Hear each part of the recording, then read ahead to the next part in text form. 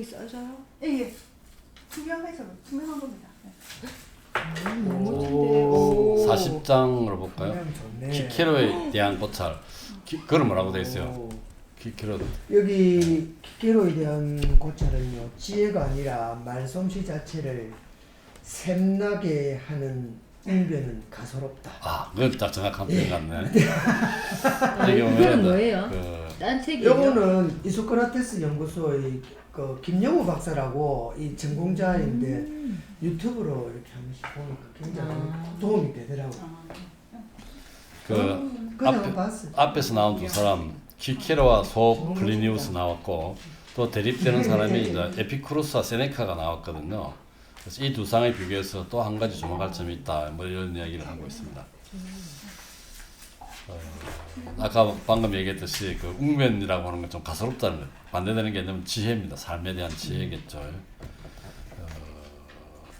예를 들은 게 우리가 다음 443쪽에 누군가를 그의 지위에 어울리지 않는 자질로 칭찬하고자 하는 것은 그 자질이 아무리 다른 데서는 칭찬받을 만한 것일지라도 일종의 조롱이요 모독이다. 다음 페이지 나왔죠. 마케도니아 왕 필리포스가 다음 445쪽에 10번째 줄쯤에 저 아들인 위대한 알렉산드로스가 한 연회에서 이제 그 음악가들과 실력을 다투던 노래 불렀다는 것을 듣고 그렇게 노래를 잘하니 부끄럽지 않는 거야. 왕에 어울리는 자질은 아니라는 거죠. 예. 그래서 그런 얘기들 나오고 있고요. 그 다음에 446쪽에 보면은 밑에서 두 번째 줄에 행자들은 말한다. 지식으로 보자면 철학이고 실천으로 보면 득성이라는 거죠. 그 오른쪽 그 페이지 295쪽에 보면은 우리가 여섯 번째 줄인가요? 그들은 후에 대해 스스로 알리고자 하는 마음과 명성을 얻고 싶은 마음 때문에 아주 그 일처리에 매여 자기들이 권하는 은퇴와 고독을 두려워하는 것이라면 이런 얘기가 나왔습니다. 아까 우리가 그 은퇴에 대한 얘기가 나왔죠. 고독 이야기 나왔고 그다음 그 새로운 패러그랩의 밑에 10번째 줄에 사물에 대한 지혜가 아니라 말솜씨 자체를 샘나게 하는 웅변과는 가소롭다. 아까 이 얘기입니다. 그 다음에 뭐 몽테뉴에 대한 얘기가 나옵니다. 이거 너무 좋은 것 같아요. 너무 매력 있는 것 같아요. 옛날에는 편지를 다른 사람 많이 불러주고 썼다고 그러죠. 그런 얘기 나오는데 이제 카이사르를 설명할 때 굉장히 머리가 빨리 돌아갔다는데 이 사람은 두 사람의 편지를 동시에 불러줬다. 안 헷갈리고 불렀다고 그러죠. 그 다음에 41장은 자신의 영광을 남과 나누지 않는 것에 관하여. 근데 이거는 뭐라고 돼 있습니까, 거기는? 그 나누는 일이 진정으로 어렵다. 진정으로 어렵다. 그렇지만 나누는 경우가 그 남한테 영광을 돌리는 경우가 좀 있더라. 이런 얘기를 하고 있습니다. 어리석은 가운데 가장 널리 펴져 있는 것이 명성과 영광에 마음을 쓰는 것이라는 거죠. 이 사람은 이제 세네카는 명성이나 뭐 이런 걸 중요시한 것 같고요. 키케로는 세네카나 아니면은 그 에피쿠로스는 뭐 좀 그렇지 않은 것 같아요. 앞에서 나왔던 얘기를 보면은 거기 보면은 10번째 줄점에 453쪽에 다른 것은 무엇이나 거래를 할 수 있다. 그러나 자기 명예를 다른 사람과 나누고 자기 영광을 다른 이에게 선물하는 일은 좀처럼 보기 어렵다. 그렇지만 이제 얘가 나옵니다. 영광을 다른 사람 돌린 것. 황제 카를 5세가 프로방스로 진입할 때 안토니오 데레이바는 항상 반대했다는 거죠. 그 황제의 그 결정이 돋보이도록 하기 위해서. 그 다음에 그 마지막 줄에 보면은 트리키아 조문단이 이제 브라시다스는 펠로폰네소 전쟁에서 참여한 스파르타 장군이 굉장히 그 전투력이 뛰어났던 장군입니다. 이게 그 위쪽에 트레키아 쪽에서 전투를 하다 죽었죠. 그녀의 아들의 필적한 사람이 없었다고 축해올리자 그녀는 개인을 향한 이 특별한 찬사를 대중에게 돌리며 말했다. 그렇게 말씀하지 마십시오. 스파르타는 내 아들보다 훨씬 위대하고 용맹한 시인이 많다는 것을 내는 압니다. 이런 얘기였던 거죠. 와, 요새 국민 여러분에게 영광을 돌린 건 똑같네. 그 다음에 이제 중간에 보면은 우리가 그 스키표 스키표도 나오죠. 너무 스키표 좋다. 앞에서 나왔던 것 같은데 밑에 세 번째 줄이죠. 그렇지만 라일리우스는 자기 명예는 전혀 개의치 않고 늘 스키표 일에 쓴과 영광을 주는 표에서 보호자하는 역할을 했다 이런 얘기죠. 그래서 이게 굉장히 어렵지만 영광을 돌리는 그런 경우도 있었다는 얘기를 지금 하고 있습니다. 그 다음에 42장 그 우리들 사이의 불평등에 관하여 거기는 어떻게 됐죠? 여기는 좀 생뚱맞기는 맞습니다만 받침대는 동상의 일부가 아니다 이래 놨는데 받침대는 네 저는 그냥 제가 개인적으로 볼 때는 본질과 내면의 중요성 이렇게 맞죠. 놨는데 맞죠. 그러니까 네, 그 말도 제가- 맞네. 받침대는 제가- 본질이 아니라는 거죠. 예, 그래서 그래서 받침대는 본질이 아니다. 본질과 내면이 굉장히 중요하다. 오. 자, 이 플루타르코스가 어디 있은가 말하기를 짐승들 사이에서는 사람과 사람 사이에서 발견하는 것만큼 행복한 차이를 전혀 발견할 수 없다. 이거는 뭐냐면 영혼의 가치와 내면적 자질에 관한 것이죠. 사람은 그 차이가 너무 많다는 거고. 그다음에 이제 나는 해가지고 다섯 번째 기꺼이 플루타르코스보다 한 걸음 더 나아가 사람과 사람 사이에는 인간과 다른 동물들 사이보다 더 큰 차이가 있다고 말하고 싶다는 거죠. 아, 이거 대단한 거죠. 인간과 인간 사이의 차이가 인간과 특정 개인과 개인의 차이가 인간과 다른 동물들 사이보다 더 큰 차이가 있다고 말하는 거예요. 이 결국은 어떤 바깥에 나타나는 피지컬한 것보다는 영혼의 가치와 내적인 자질의 차이가 엄청나게 많다는 얘기죠. 사실은 인간과 가장 그 유전자가 가장 많이 닮은 게 그 침팬지입니다. 침팬지하고 침팬지 한 종류인 보노보 있죠. 보노보는 침팬지 사촌간인데 성생활이 인간과 많이 닮았어요. 보통 보면은 그 동물들이 짝짓기를 할 때 보면은 그게 있어요. 그 발전기가 있어요. 발전기가 없는 게 인간이에요. 인간은 발전기가 없거든요. 시시때때 물론 가인기가 있지만 그러니까 이게 동물들은 발전기가 있다고. 정해져 있죠. 네. 근데 보노보가 침팬지보다 보노보가 사람에 가깝다는 게 일마들은 정말 없어. 아무 때나 섹스해. 그리고 마주보면 얼굴을 마주보면 섹스할 수 있는 게 보노보예요. 번호. 보노보가 혹시 번호보고는 안 마주치는 그러니까 이제 그런 얘기하고 있습니다. 보노보? 보노보라고 침팬지 사촌쯤 됩니다. 사실은 그 유전 똑같이 생겼는데요. 저 피그미 침팬지라고 한다. 98.7%가 유전자 조합이 인간과 같습니다. 아. 근데 남녀의 차이가 얼마인 줄 알아요? 2% 차이 납니다. 이게 지금 침팬지 인간의 차이가 1.2% 미만이란 말이야. 더 작다고 하는데. 남녀의 지름 차이가 2% 이상이라는 거야. 그러니까 그만큼 남자 여자 차이가 많이 난다. 많이 난다. 이 인간과 침팬지의 차이보다. 근데 이게는 우리가 지금 영혼의 가치와 내면적 자질 때문에 이 사람과 차이가 많이 난다고 이야기를 하고 있죠. 그렇다고 뭐죠? 금성에서는 화성에서는 다르지. 남자 여자가 훨씬 더 차이가 많이 나. 유전적. 그러니까 이게 이런 걸 인정하면은 남녀가 만나서 결혼했을 때 서로 다른 차이점을 인정해야 된다는 거야. 그러니까 우리는 그 가부장적인 생활 문화에서 서부 경남 살았기 때문에 남자들은 고지식한 게 있기 때문에 이 남자 위주로 생각하잖아. 여자들도 여자 거기에 사회적으로 물들었다면 계속 남자를 따라가지만 따지고 보면 남자 여자 차이는 엄청 난다는 거죠. 옛날에 우리가 그 수렵을 했던 게 우리가 인류의 시작을 어디로 보는가 다 다르겠죠. 몇십만 년 동안 수렵을 했단 말이에요. 수렵 사회에서는 남자 역할은 수렵하고 하는 거고 여자는 요리를 한다는 때문에 백화점에서 쇼핑하는 거 차이가 난다는 거야. 남자들은 괜찮은 거 있으면 그냥 바로 잡아요. 오늘 그 사냥하러 갔는데 오늘은 큰 놈 하나 잡아보자 해가지고 뭐 고물 잡아야 되겠다 생각하고 나갔지만 앞에 토끼라든지 사슴이 지나가면 잡아요. 왜냐면 언제 못 잡을지 모르기 때문에. 내일은 불무시키. 예. 아. 근데 쇼핑 논리가 똑같다는 거야. 남자는 쇼핑을 갔다가 괜찮은 게 보이거든. 아, 그렇구나. 그냥 사요. 거기에 또 근데 여자들은 쇼핑하러 가잖아.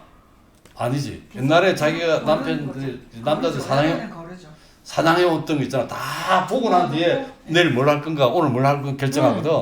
여자들은 다 백화점 돌고 난 뒤에 결정한다는 거야. 근데 이런 기저에도 남자 여자 차이가 있다는 얘기인데 어쨌든 남녀의 차이가 인간과 침팬지의 차이보다 크다는 얘기죠. 2% 많다고 어디서 뭐 들은 것 같아. 이게 지금 98.7%는 어디 숫자가 나온 것 같은데 그 2% 아니잖아. 1.3. 그렇게 그만큼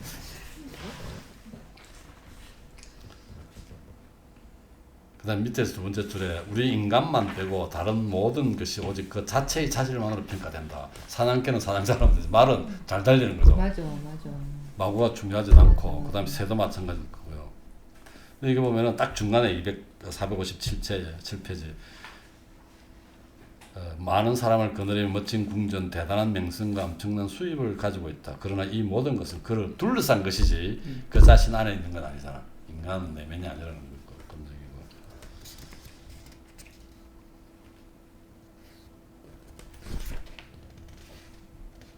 그 다음에 이제 우리가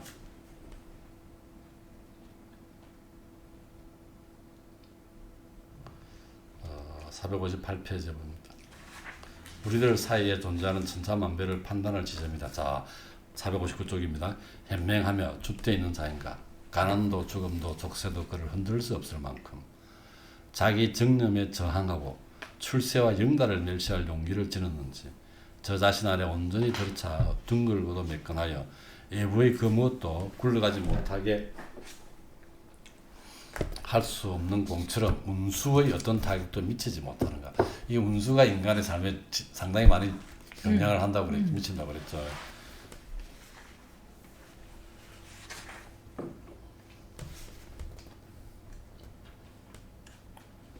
현자는 스스로 자기의 행복을 짓는다. 그가 더 이상 무엇을 바라니 현자입니다. 현자인 사람이죠. 우리에게는 보지 않는가? 자연이 우리에게 요구하는 것은 고통 없는 신체와 근심과 두려움을 벗어나 평안을 누리는 마음뿐임을. 그 뒤에 보면 우중들이 나옵니다. 이리저리 휩쓸리는 것들이죠. 이런 우중과 비교해보라. 그 둘은 하늘과 땅보다 더 멀다. 세 번째 줄이죠. 그런데도 눈먼 우리의 관습은 거기에 대해 전혀 거의 또는 전혀 고려하지 않는다. 반면 농부와 왕, 귀족과 상민, 사법관과 평민, 부자와 빈자를 고찰하면 즉각 그들 차이의 천냥일치가 우리 눈앞에 온다. 이건 바깥에 보이는 것만 우리가 구분한다는 얘기죠.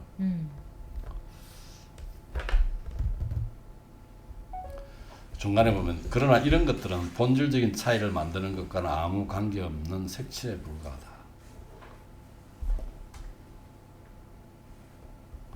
다음 페이지에 보면 461쪽 네 번째 줄에 신하는 내적인 행복을 누린다. 왕은 표면적인 행복을 누릴 뿐이다. 비겁, 망설임, 야심, 불안, 시샘 이게 정년들이죠. 다른 이와 마찬가지로 그를 흔든다. 황실의 보물도 내칠 수 없고 집정간의 속간도 가둬둘 수 없다. 가혹한 번민과 근심을. 이 번민과 근심은 뭐예요? 아까 이건 다 똑같다는 거죠. 왕이나 일반 사람들 그런 얘기입니다. 불평등 어떻게 보면 그런 거는 바깥에 있는 것들이지 내면적으로 똑같다는 얘기라고 있고 자기 군대를 둘러싸고 있어도 근심과 두려움이 그의 목을 조른다. 실로 인간을 짓누르는 공포와 근심은 군대의 소란도 위협적인 금도 두려워하지 않는다. 그 없이 살면서 황금의 정치를 공경하지 않는다. 황금의 광택에 따라 공경하지 않는다. 마지막 줄에 한번 보세요. 열병, 두통, 통풍이 그 당시에 통풍이 좀 유명했던 것 같아요. 우리보다 황제를 더 봐주는가? 아, 이게 결정타죠. 이게. 재밌네.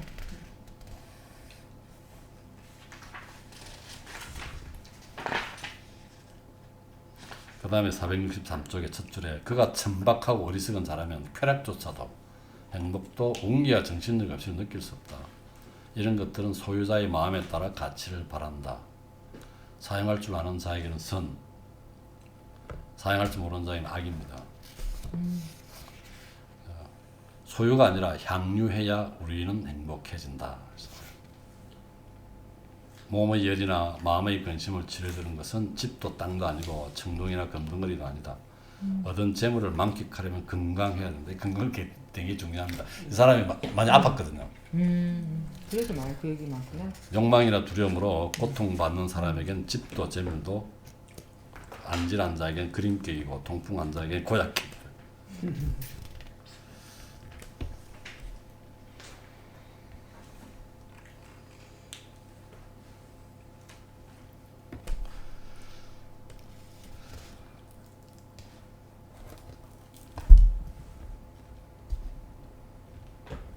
다음에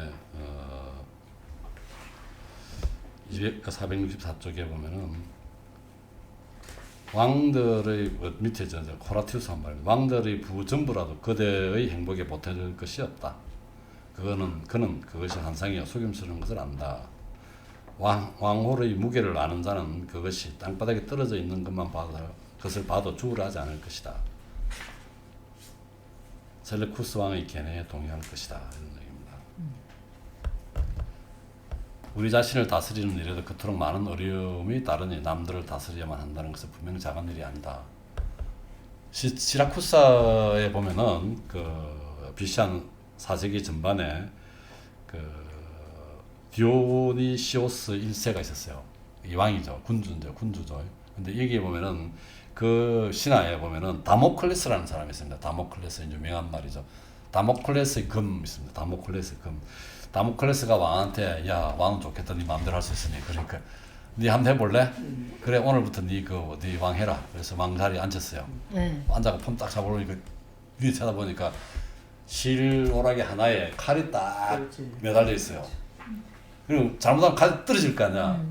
그래 그게 왕의 자리야.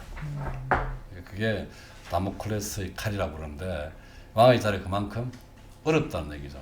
그런데 이를 설명하기 위해서 다모클레스 금이라는 말이 있습니다. 그 다음에 465쪽에 보면 네 번째 줄에 인간이 지닌 판단력의 취약함과 새롭고 심증은 일들 속에서 선택해야만 하는 어려움을 고려할 때 이게 피로의 회의주의 생각이 나죠.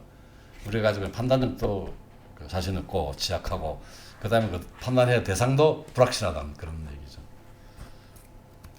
이끌기보다는 따르는 것이 이제 이건 또 다른 얘기하고 있죠. 훨씬 더 쉽고 이미 나 있는 길을 지켜가는 자기 자신만 책임지면 된다는 거죠.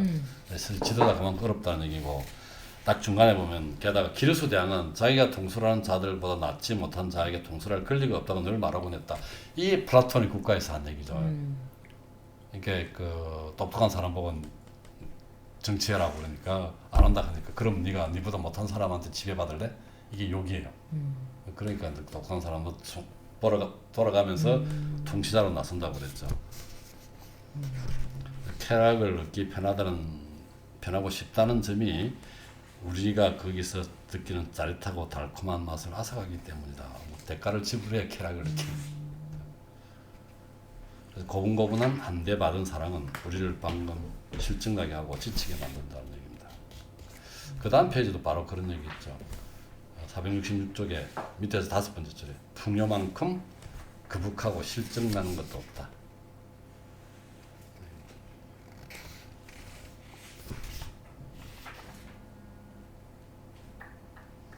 그 다음에 이런 불평등 이야기 하면서 왕에 대한 얘기 쭉 나오고 그런 얘기 쭉 나오는데요.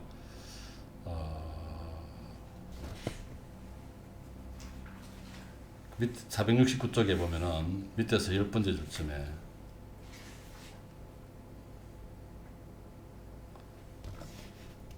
히에론이 무엇보다 강조한 것은 인생이 가장 완벽하고 달콤한 열매가 바로 우정인데 우리 지난번에 얘기했던 거죠. 자기는 어떤 우정도 어떤 상호적인 사귐도 누릴 수 없다는 것입니다. 왜냐하면 딴 사람들 자기한테 잘해주는 것입니까? 자기가 좋아서가 자기를 그런 게 아니라 왕이기 때문에 잘해주는 것이죠.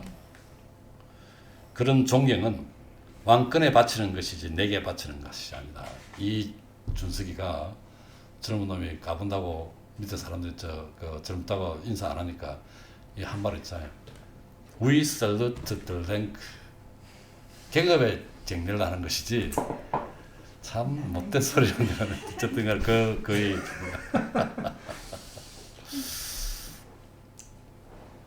그 다음 페이지로 보면 딱 중간점에 10번째 줄인가요? 아무도 우정 때문에 나를 따르는 것이 아니다. 그와 나 사이에는 상호적인 교분과 대등성이 그토록 적은데 그가 어디다 우정을 끼며 붙일 것인가. 그런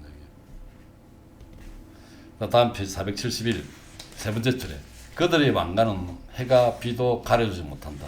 그토록 공경받고 그토록 영광스러운 왕관을 썼던 디오클레티아누스는 사적인 삶의 즐거움을 위해 물러나려고 왕관을 내려놓았다. 그 다음에 중간에 철학자 아나카르시스의 견해에 따르면 가장 바람직한 통치 상태는 모든 것은 평등하고 오직 미덕에 따라 그리고 악덕을 멀리하는 것에 따라 인간의 유물이 정해지는 것이다.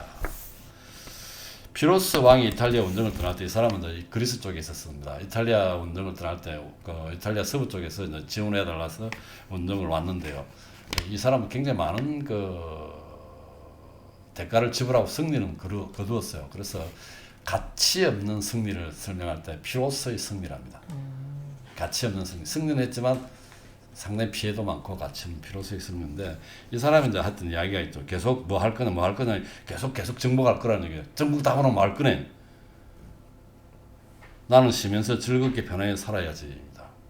지금 잘못되지 왜 그때 가잖아. 그 얘기입니다. 지금. 왜 소원이라는 그 상태를 지금 바로 이 순간부터 누리고 그동안에 겪을 그 수많은 수고와 위험을 들려하지 않으십니까? 이렇게 질문합니다. 이거는 뭐는 자기 욕망에 두어야 될 한계를 모른다는 거죠. 참다운 기쁨이 어디서 끝나 시들기 시작하는지 모르기 때문입니다. 그래서 마지막 줄에 각자의 성격이 각자의 운수를 만듭니다. 좀 분수를 알아야 된다. 한계를 알아야 된다. 그죠? 그 전쟁을 교황도 있잖아요, 그죠? 그 뒤에 미켈란젤로 그 뒤에 그죠? 그런 줄 알고 저기 뭐야 총장이 막 좋아했다기보다는 그 욕심이겠지. 종전을 좋아했겠나? 군인 같은 교황 있었잖아요. 레오 이생가 뭐 우리 앞에서 배운 거. 그죠? 레오 무슨 오세인가 무슨? 그 있었지 저기 그죠? 전쟁 막 하면서 추ging 뒤 따라가고 아니면 지가 막 앞장서고 뭐 그런 사람 있었죠. 교황이. 그다음 또 전쟁 좋아하는 사람 교황이 있었어. 그 말고도 또 있었을 거야. 그러니까 교황 같지 않게 그죠? 네. 자기 좋은.